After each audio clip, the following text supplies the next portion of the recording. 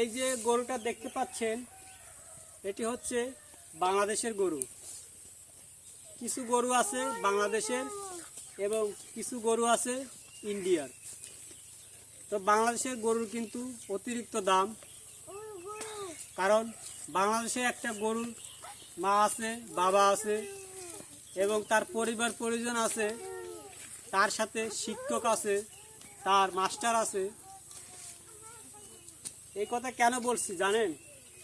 কারণ বাংলাদেশের যে গরুগুলো, সেই গরুগুলো দেখবেন এমনভাবে লালন পালন করা হয়, তাদেরকে দামি দামি খাবার খাওয়ানো হয়, আপেল কমলা ছাড়া তাদেরকে কোনো কিছু খাওয়ায় না এবং তাদেরকে দামি দামি খাবার খাওয়ানো হয় এবং এই গরুর পিছনে একটি রাখাল রাখা হয়, যার বেতন মাসে 10 থেকে 12,000 টাকা। তো এখন চিন্তা করুন, একটা রাখাল যদি গরুর পিছনে রাখা হয়, তো এক বছরে তার পিছনে আসে 3 লক্ষ টাকা। তাহলে সে যদি 2 থেকে 3 বছর একটা গরু লালন পালন করা হয়, তাহলে তার পিছনে কত টাকা খরচ হবে? সেজন্য কিন্তু বাংলাদেশের গরুগুলোর দাম বেশি এবং এই গরুগুলো শিক্ষিত। এরা কিন্তু জঙ্গলে যেতে পারে না, খাবার খেতে পারে না জঙ্গলের।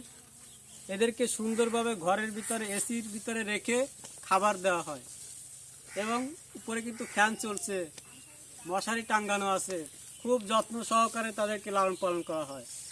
এটি হচ্ছে তাদেরকে এমনভাবে যত্ন করা হয় একটি মশার কামড় যাতে তাদেরকে দিতে না পারে। এবং এদের পিছনে ডাক্তারও আছে। কেন বলছি?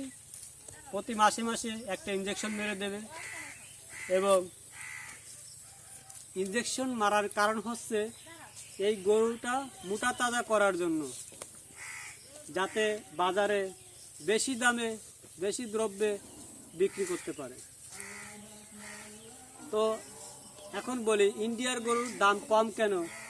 ইন্ডিয়ার গরুগুলো হচ্ছে তারা সাধারণভাবে চলাফেরা করে, তাদের কোনো মাস্টার নাই, তাদের মা বাবা নাই, তারা স্কুলের আশেপাশে বড় হয় নাই এবং তাদের পিছনে কোনো রাখাল নাই, জঙ্গলে ছেড়ে দিছে, খাবার দাবার খেয়ে আবার বাসায় চলে আসছে।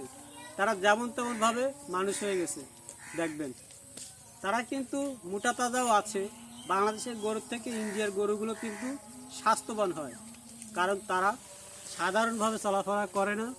তারা কি জঙ্গলে গিয়ে খাবার দাবার খেয়ে আবার চলে আসে নিজের বাড়িতে। তাদের কোনো মাস্টার নাই, ডাক্তার নাই। তো এই জন্য ইন্ডিয়ার গরুগুলো কিন্তু অনেক দাম। সবাই ভালো থাকবেন। ভিডিওটি কেমন লাগলো? সবাইকে অসংখ্য ধন্যবাদ ঈদুল আজহার উপলক্ষে। তো সবাই ভালো থাকবেন। আসসালামু আলাইকুম।